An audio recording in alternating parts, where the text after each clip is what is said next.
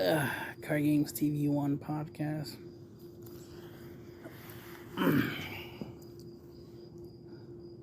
The future. Not much for me to do in the DBS card game. Not much left. Currently working on the ebook. So I'm writing a book for Dragon Ball Super. Probably be writing a couple more books for other card games. I'm still waiting for my what they're called, my one-piece binder with the demo decks. Still waiting on that.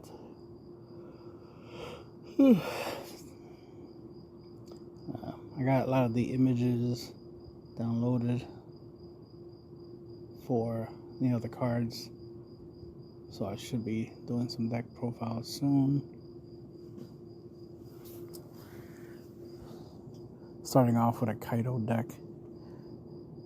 And what else? And not much left. Just gotta get to my final form. The ebook, the current title is reaching your final form. So I already got like two pages already written up real quick. Started off yesterday at the end of my shift. Currently at work now. Shift started, so just thinking of ideas of what to do, because I got tons of stuff to do in other projects and other things I'm working on some electronics technology stuff, trying to scale up some of my businesses. Definitely want to get that tournament center concept up and running. That's going to take some time and money, of course. Definitely need to build up a team. I need a team of people who are capable of doing things. Like programming would definitely be useful. Programming, designing, like 3D graphics, manufacturing. I was looking into like 3D printing, seeing if there's any 3D printing services in Philadelphia, so that way that would be easier to order stuff and have stuff made if I could have it made in the same city in which I am, instead of trying to order from far distance. So trying to slowly gather together my resources, try to make sure I have stuff that I need, people that I need in order to do a lot of the business stuff that I'm doing. A lot of projects. Most of my projects are card game related, but most all of my other projects are technology or information or solution based projects. My business is called Kung Fu Industries. I got a website, kungfuindustries.weebly.com. So that's the site that I have a whole bunch of stuff on. CardGamesTV1, of course, is one of my businesses. That's the card game part of the business. So that's a brand, as it were. I even have a team for it, obviously, Team CardGamesTV1. So, still working on that. At least I went to a couple tournaments, so that's helping spread the team, the name. So that's helping out, getting out there. What else? Definitely need to put some money into advertisements, many other things of that nature, to further push out the businesses that I have. Gotta grow the audience. But yeah, ebook's gonna be interesting because it's pretty much taking the masterclass videos in some other videos that I've done, maybe even some stuff that I said in some podcasts, and just all, condense it down into a, easy to read, easy to follow ebook. Trying to put as much of all the information from all these years of, playing this game, or card games in general, but mainly this game, and culminate into one book. Let's see. And of course, the book will have stuff that's not even, in videos, because they'll have some extra thoughts, some extra insight. That's the thing about like writing things down. You can like visually look at it, visually see if something's missing. This is why, like we do deck lists and like deck profiles and stuff like that. Like, that's why it's always a good idea to look at your deck, look at it over and over again, and see if there's ways to improve it. If there's things you can do. Not only that, but also lines of plays. There'll be times I'll have cards in my decks, which they're there for a reason, but they're not there for like a big reason. Like something like really important, like, oh, this is a must-have card. They're there because the card is, good, it serves a purpose, and it might come in handy. But sometimes you'll get like a aha moment, right? An epiphany. You'll realize like, oh shit, this card has synergy with this card in the deck. Oh shit, it creates this outcome. And sometimes you'll double up on that, right? You'll be like, oh my god, this is such a great interaction, great combination of cards. I might as well put them together and make the deck run basically off of that, especially if that becomes a win con. Like I might have like 2 win cons in a deck, but then suddenly I realize that there's a card in the deck, like let's say a unison or something, and that unison in combination with a couple other cards in the deck actually creates another win con. It might be a really good win con, like maybe an uninteractable win con, which is better than the other win cons that my opponent probably could interact with. And then it's like, oh, this is the path the deck should take. This is much better.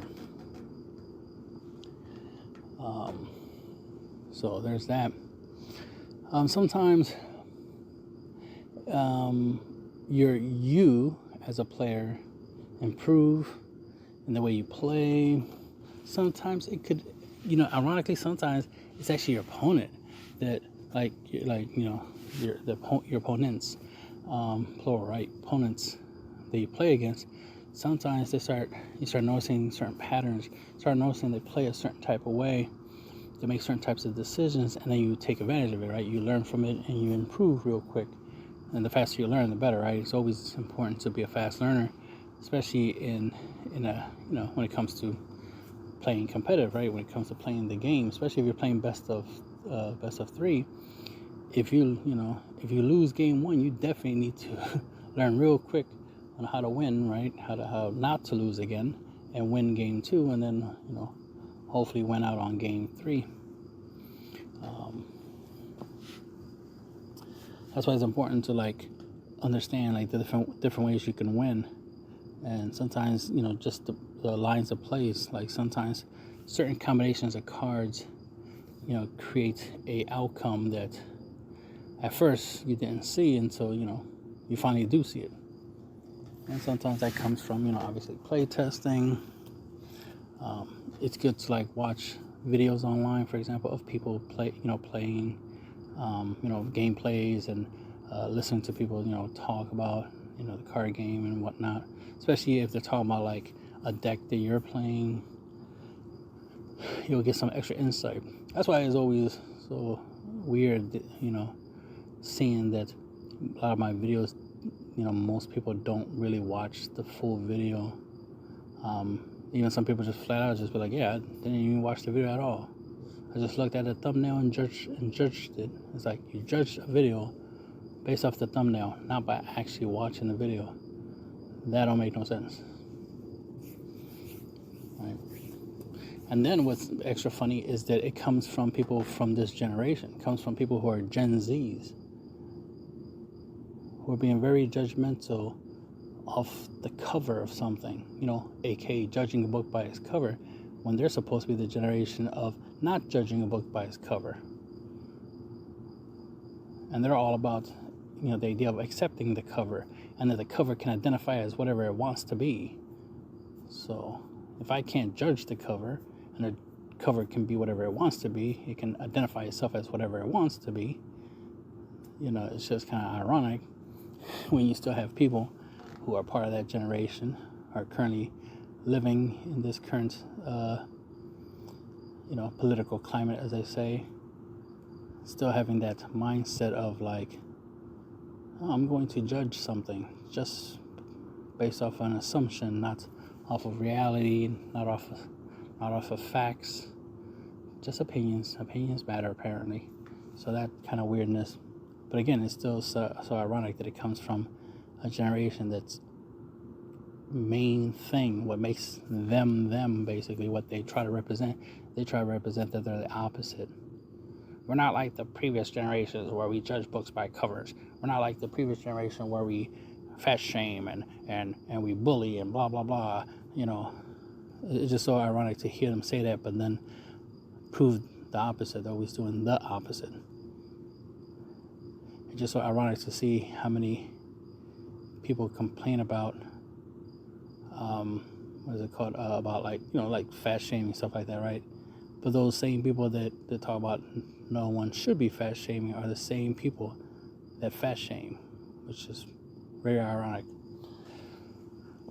Like I said, it's like, the newer generation are very hypocritical. It's something I noticed. Very hypocritical. You would like to think that, what they say matters, right? If they say they believe in something, right? They believe that they feel like they're in the wrong body, that, that they're telling the truth, right? That they'll keep the same energy, right? And that's the funny, they come up with terms like that, keeping the same energy, built different, right? Which are, terms that I like using myself, but it's just so ironic that they don't even live up to the stuff that they talk about. They talk about being transparent and being honest and being truthful and to be inclusive and this, that, and there, but they're the ones who are the most inclusive. They're the ones always trying to see, they care about being inclusive when they want to be involved. So they'll be like, oh, no gatekeeping, don't keep me out of this thing that I want to be part of. And then when we let them in, then they suddenly want to gatekeep. The irony in there, right? They want to keep other people out. And sometimes they want to kick out the people who started the thing in the first place. They want to take credit from other people instead of creating their own path. They want to copy somebody else's path and then try to claim it themselves, and the list goes on. Just some stuff that I noticed that's unfortunate. Like I said, the hypocrisy is like, they want to act like they're better than the previous generation, but in reality, they're either the same or worse because they're lying, right? They're lying, saying that they are, a much nicer generation, when in reality they're not. Just like the idea of like, oh, Gen Z is going to, make the world a better place. But all they do is cancel, right? All they do is throw out a whole bunch of negativity. They all join together and basically, create mobs and stuff and harass people online. And it's like, yeah, that's nothing new. That's nothing special. That's definitely not something exclusive to Gen Z. Tons of other generations did stuff like that. And they were the wrong ones. They were wrong to do that. Hipsters used to do that. Hippies, right? They used to do that stuff. Talking about love and make love, not war. Talking about peace and love and all that stuff. But mostly they just got high and they were lazy and they were doing nothing to make America better. They're all talking about how America needs to be better, but they didn't do anything to make it better, even though they were getting older, and they were old enough that they can be in politics. They can be the teachers. They can be the lawyers, the doctors, right? They can be the mayors and stuff. Like, they could be in charge, which is what they're supposed to do, because that's part of being a human being, right? It's like when you get old enough, you become an adult, you're supposed to replace all the old adults, and they're supposed to retire, live, enjoy the rest of their life before they die, right? And then y'all supposed to take over. Just like Gen Z is getting older. Gen Zs are in their getting into their 20s now, if I'm right. That's the thing. It's like, Gen Zs are not kids anymore. Mentally y'all are, but logically y'all coming into adulthood and stuff like that, and y'all supposed to be going out here getting jobs and doing things, and getting into politics. If y'all care about politics and care about America being great or the world being great, all right, then great. Go be the change that you want to see in the world. But instead, all I see is the same childish patterns I've seen many times before. The idea of, let's tell the old people, let's tell the adults that currently exist right now that they need to fix the problems they created. And it's like, but if you know what is right versus what's wrong, and you have ideas of solutions, right? You're the ones who are saying, like, oh, we should do this, we should do that, we should do things this way, we should do things that way. Then why don't y'all do it? It's always ironic, always wanting other people to do stuff. Just like it's ironic that there's people that, I've experienced this many of times where, like, I'll show like a combo strategy, or I talk about, like, oh yeah, use these cards in a combination, you can do 10 damage, right? And then I'll just get a typical response of, like, well, I want to see some gameplay. Show me. I don't believe you. And it's like, y'all not willing to put in the work yourselves. You're not willing to go try it out yourself and prove it to yourselves that my idea or what I'm saying works. You'd rather have me do it, right? And that's the thing. Too many people are being lazy, always wanting other people to do stuff for them. You even have that happen, like, I see that, like, online, people complain, oh, the government's not doing this, the government's not doing that. But then be like, oh, but the government's trying to make us depend on them. It's like, wait a minute, weren't you just complaining that what the government doesn't do for y'all? That kind of sounds like you depend on the government to do stuff for you. That's what depending on means. The government does stuff for you instead of you doing stuff for yourself. That's what it means to be a dependent, is that in order for you to get something, or for you to have something, you depend on someone else being the one that gives it to you, that wants to provide it to you. So it's kind of hypocritical in the same sentence of saying, oh, the government doesn't do nothing for us. And then in the second half of the sentence is, the government should be doing this, that, and the third for us. I mean, the government wants us to be dependent on them, wants us to rely on them to give us stuff. And it's like, but weren't you just saying they don't? Yet you are complaining and concerned that they want you to want help from them? Make that make sense. You literally is complaining that they don't help you, which means you want the help, but they're not giving it to you.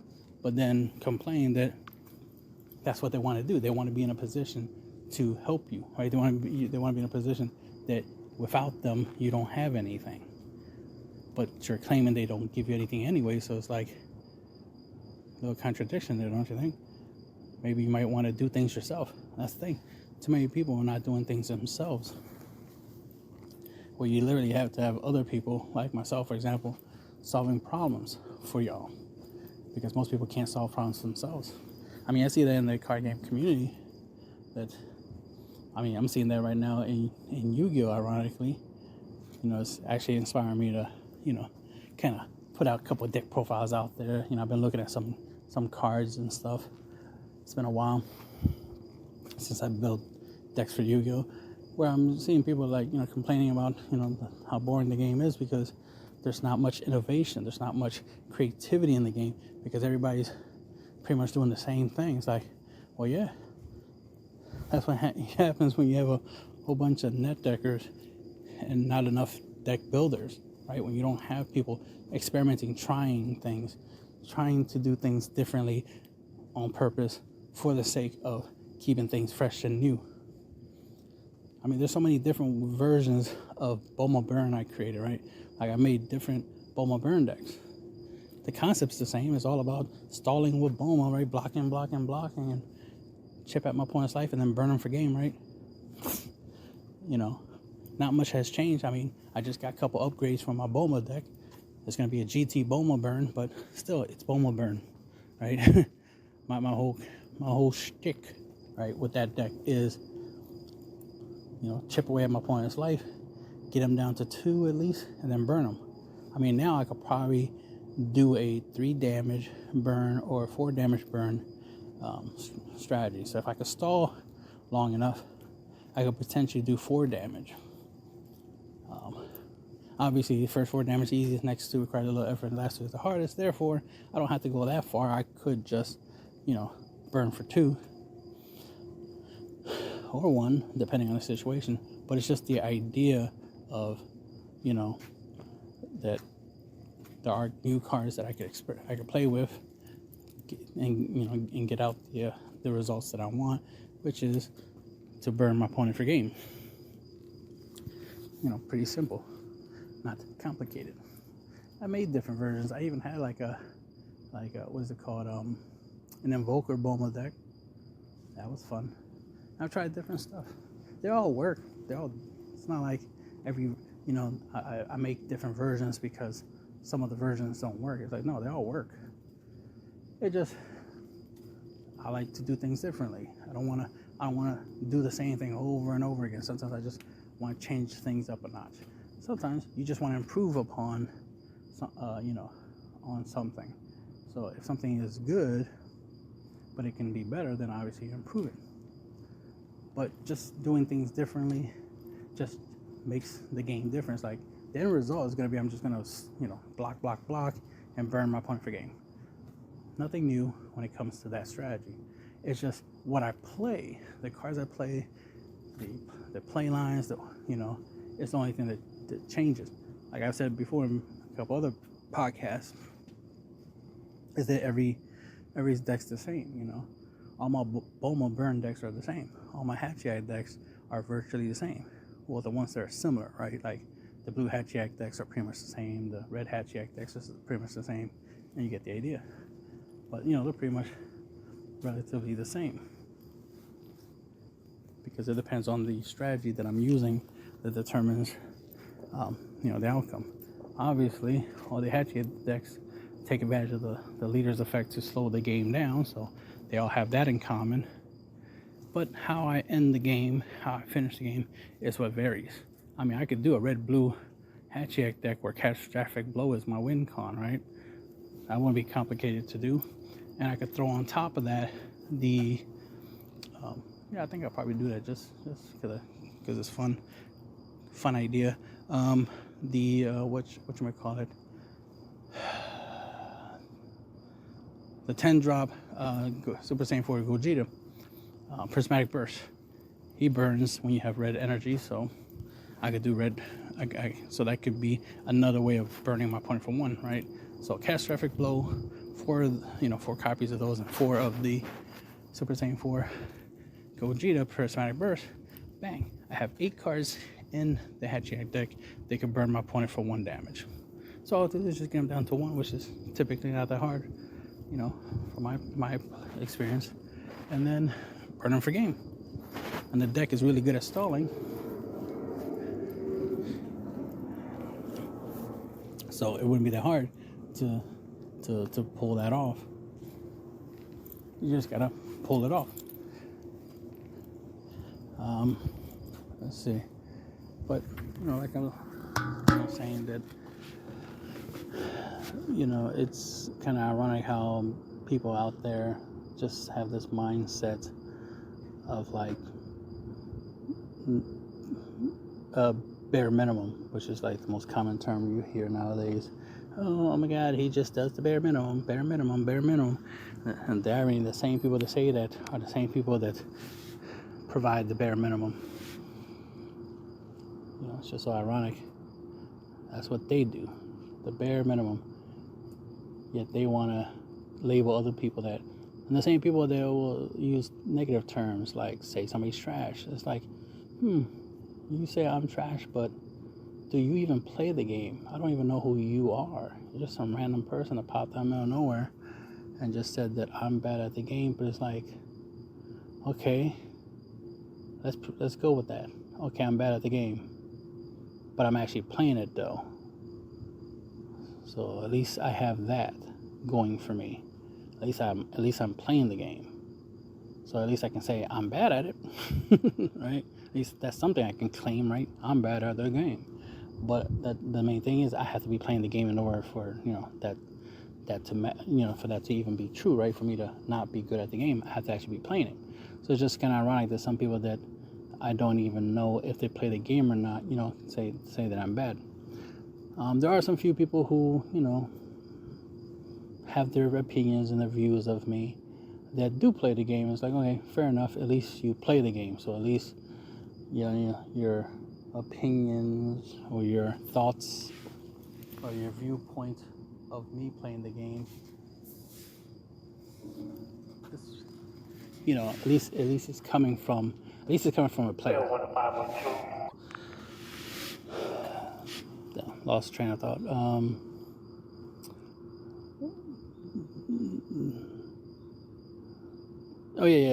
Players.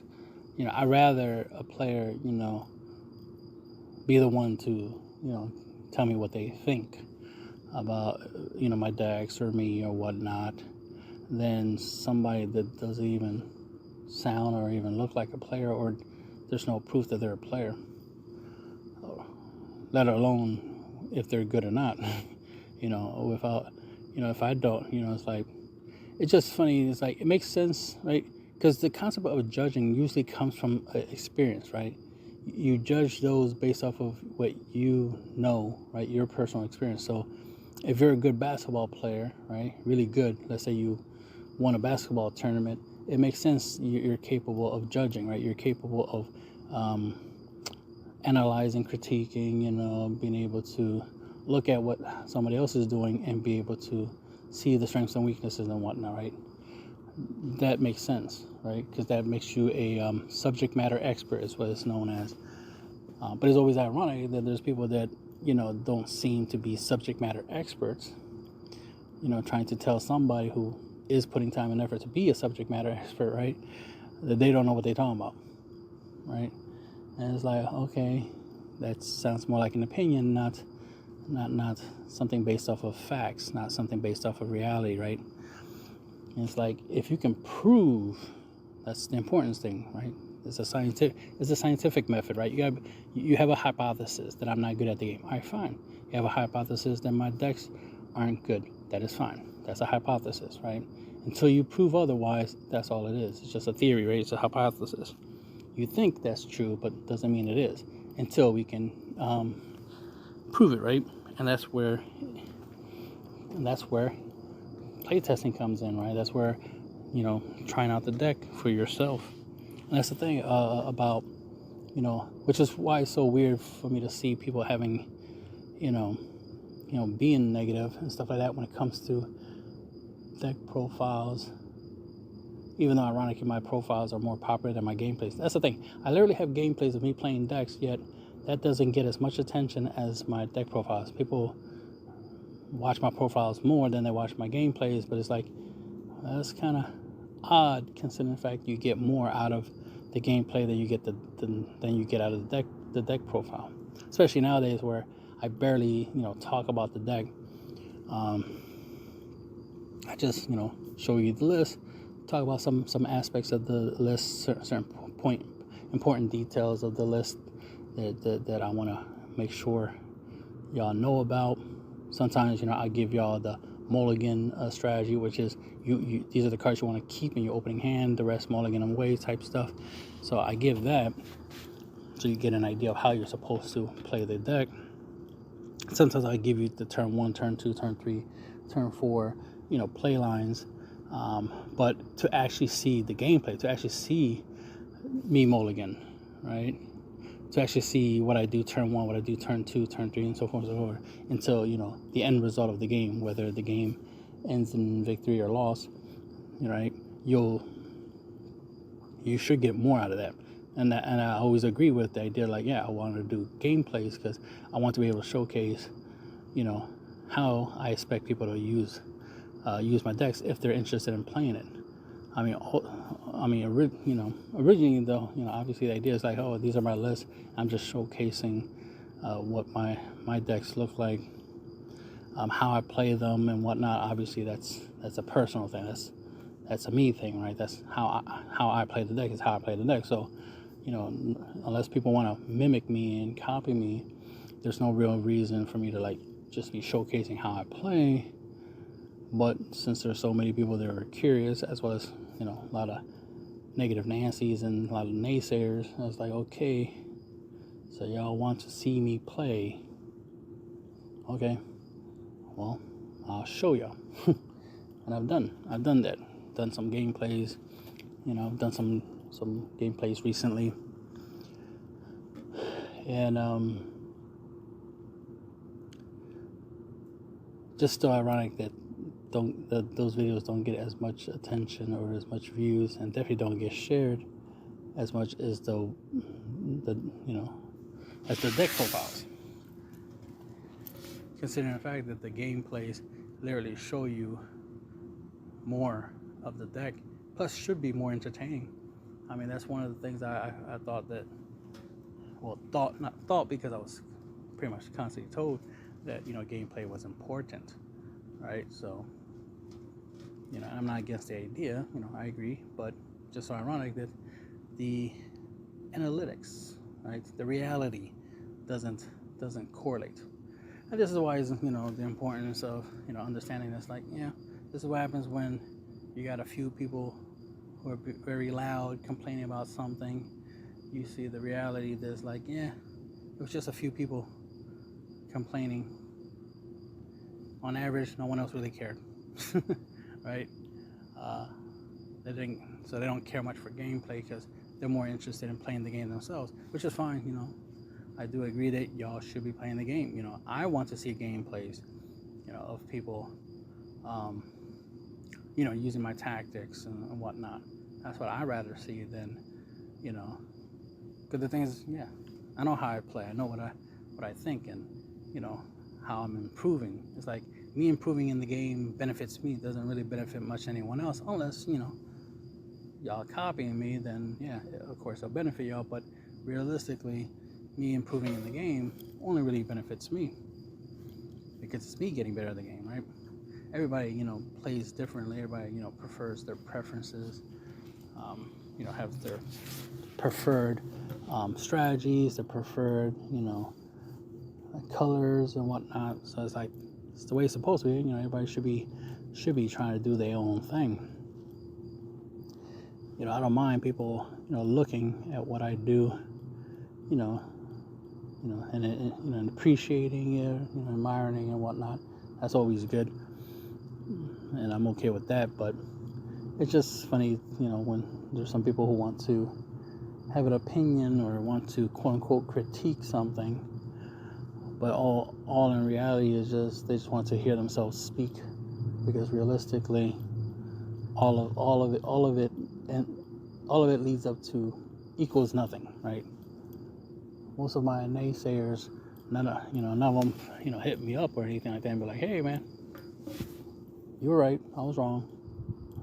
I understand. I see what you were talking about. I didn't understand before, but I understand now. Like, that'd be kind of cool. But it's so rare for anyone to admit they're wrong. That's the thing. That's part of the. But not too surprising, because it is the internet. You know what I mean? Most people tend to want to be private on the internet. It's kind of ironic that when it comes to positivity, that tends to be quiet, right? When it comes to negativity, people want to be public about it, just because they're on the internet. Like, let me hide behind my phone or my computer screen and tell somebody that I dislike something. Like, what? But when it comes to telling them you like something, or you understand that you're wrong, and now you appreciate what the person you thought was wrong was doing. It's like, oh, okay, now I understand. Now I can appreciate what you were saying or doing more now, that they'll keep to themselves, that they'll be quiet about, but they'll gladly be loud and be public with negativity. And that's the irony, especially when it comes from Gen Z, like the positivity generation, yet they're the ones who are the most negative, especially from my experience. And I've experienced multiple generations. I've experienced the boomers, and I've experienced the Zennials and the millennials, Gen Zs, and now the Alpha generation Alpha. And yeah, Gen Z is funny on how hypocritical they are. Older generations are not perfect, but they know they're not, and that's why they try to teach the next generation to not make the same mistakes as them. But one of the things I noticed is different about Gen Z versus other generations is that Gen Z likes to think that they're not wrong, that they know the difference between right and wrong, and that they quote-unquote always choose right, but in reality they tend to choose the opposite. So that's a thing, because I know way before Gen Z started, definitely being more on the internet, right? Being, because they used to be babies at one time, right? Many years ago. But when they start going into their preteens, right, into their teenage years, that's when they start being on the internet more.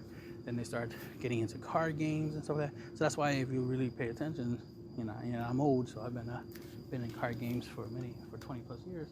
That obviously the older generations were way different.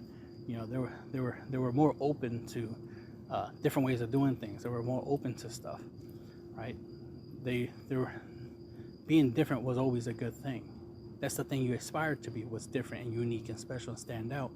But then Gen Z started coming in, and for them it was all about being equal, inclusivity, balance, fair, all this stuff that sounds good when you say it, but when it comes to practice, no, they want the unfair advantage.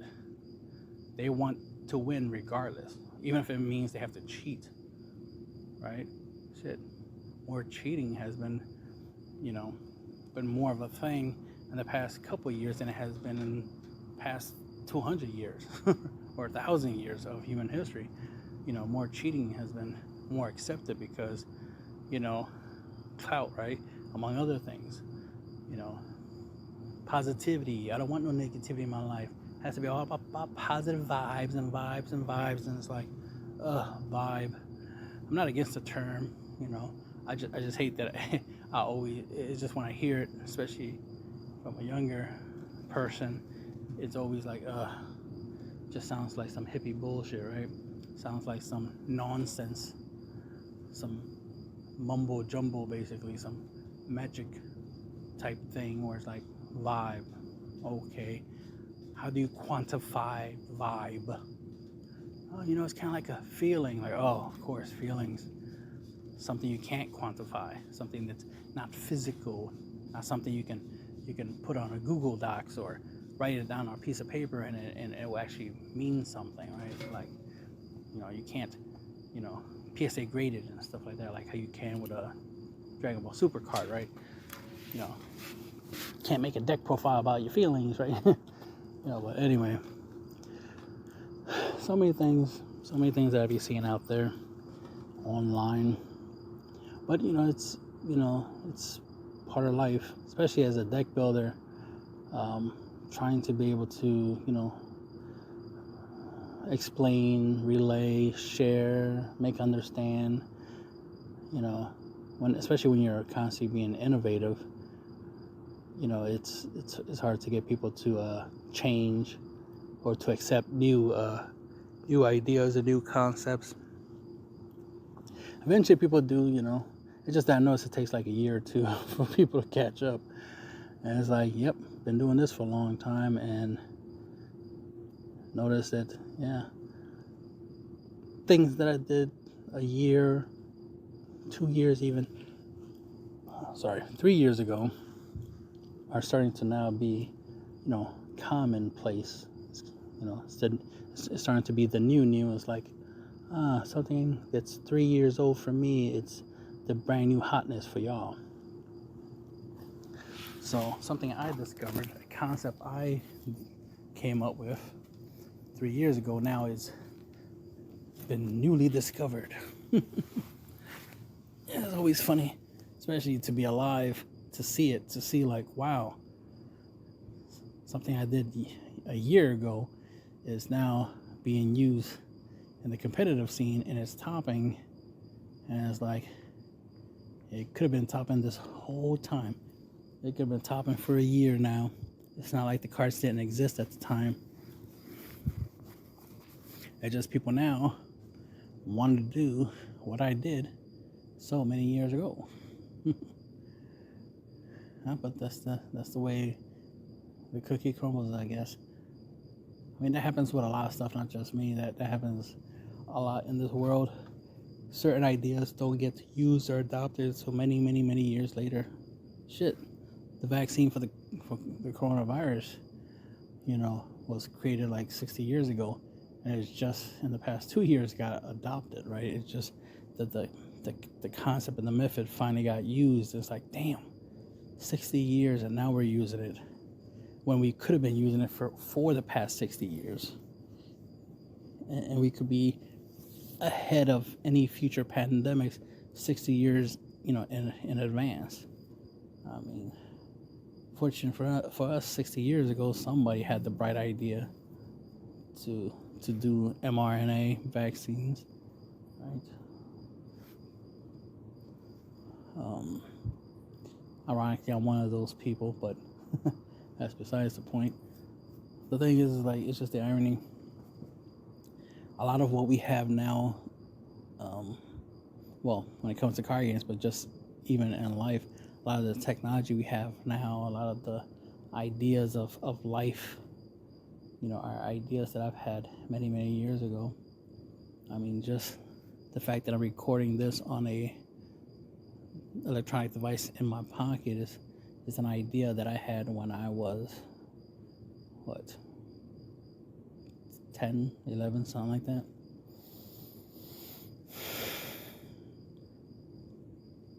Definitely always envisioned, especially when I was 14, I was like, yeah, when I get older, I'm gonna have a computer in my pocket with internet, because at that time we did have internet. It was like Windows 95 is the operating system we had at that time. I'm like, I'm definitely gonna have that in my pocket someday. Be able to access the information of the world, be able to communicate with other people through something in my pocket. And now I'm making this podcast with something in my pocket. Just the irony, and just to think like, damn, that was over 20 years ago. Woo! Over 20 years ago, I envisioned me talking, interacting with other people through something that fits in my pocket. And here I am making a podcast, just reminiscing on the fact that I had that idea, that I saw this current time frame, this future, so many years ago. And then there's the Mandela effect. Oh, that's a Mandela effect. I won't be surprised there's tons of Mandela effects in card games.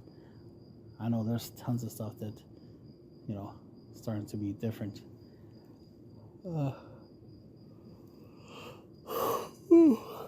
Shit, erratas always feel like Mandela effects. Like, how are you going to change the effect of a card that you created? I'd rather you just ban the card or create a new card, brand new card, that has a different effect from the original. Like, we don't need to errata a card. Like, it makes no sense that we keep, especially in Dragon Ball Super, we keep errataing things. It's like, no. Just make a new card that has the same effect.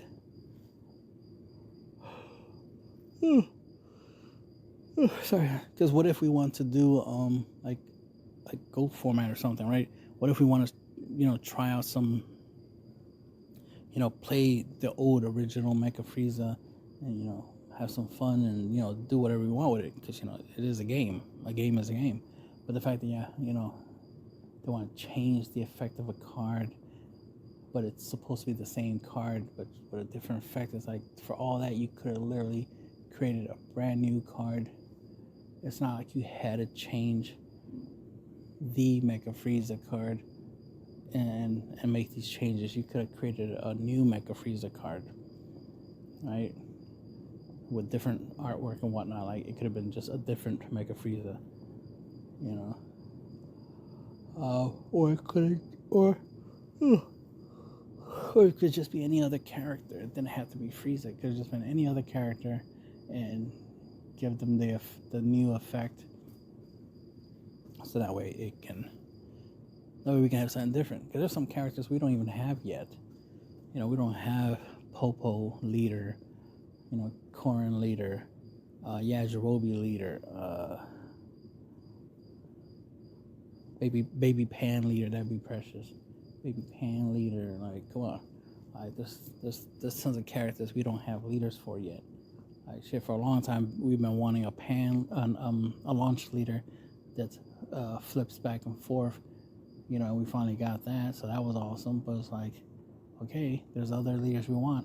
We definitely want the farmer with a shotgun leader. Like, that definitely should be a leader, or at least a battle card. That'd be some bullshit. You know, we don't get anything to represent him. Because the funny thing is, we got Raditz. We do need more Gohan, you know, childhood Gohan cards that has him with that little Chinese outfit with the 4-star Dragon Ball on his hat. We still need more of that.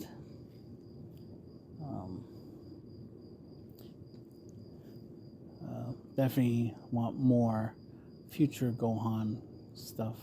That'd be nice. Some old leaders that haven't even had, well, some old characters, I should say, that didn't even have more than just one leader, like Hatchiak. There should be a new Hatchiak.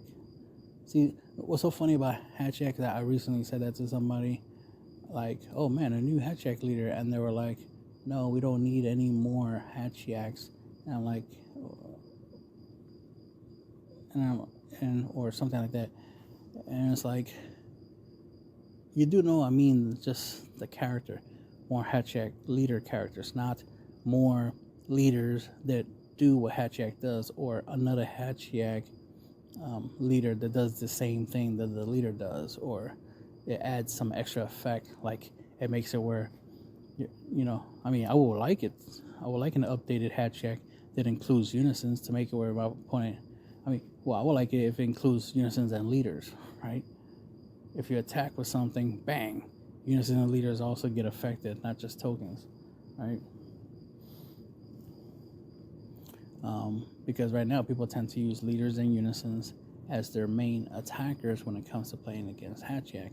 So it'd be kind of cool to have a more powerful, upgraded version that makes it harder to use unisons against them, against a Hatchiak leader. But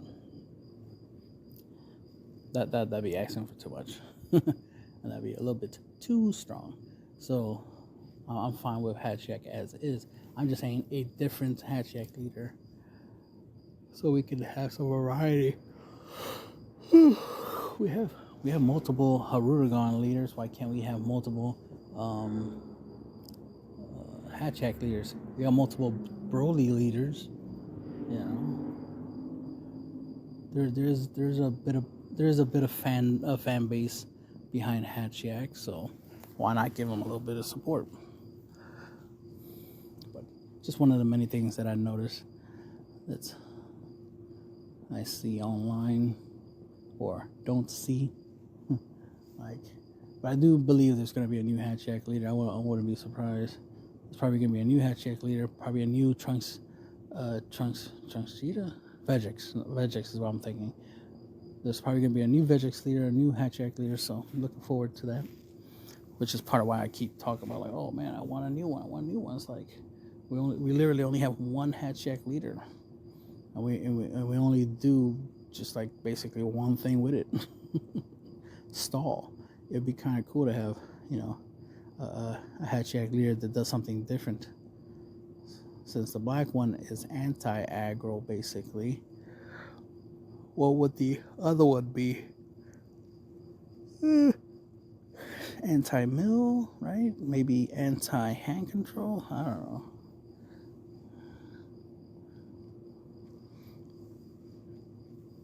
And anti-destruction? Like, imagine a Hatchiyak leader imagine a Hatchiyak leader that turns most of your cards into blockers,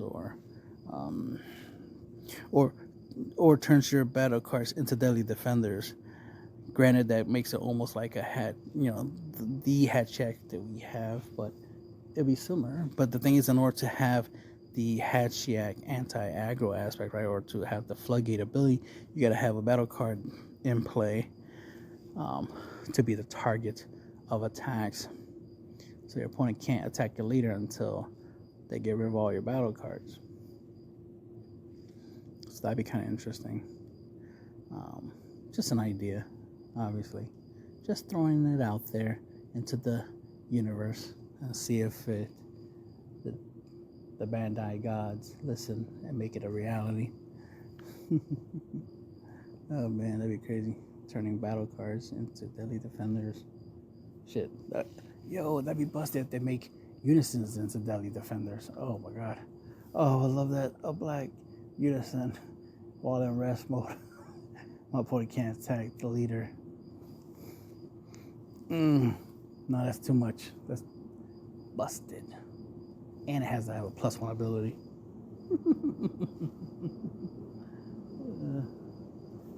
Good times. All right, that'll be the end of this podcast. I'm just rambling.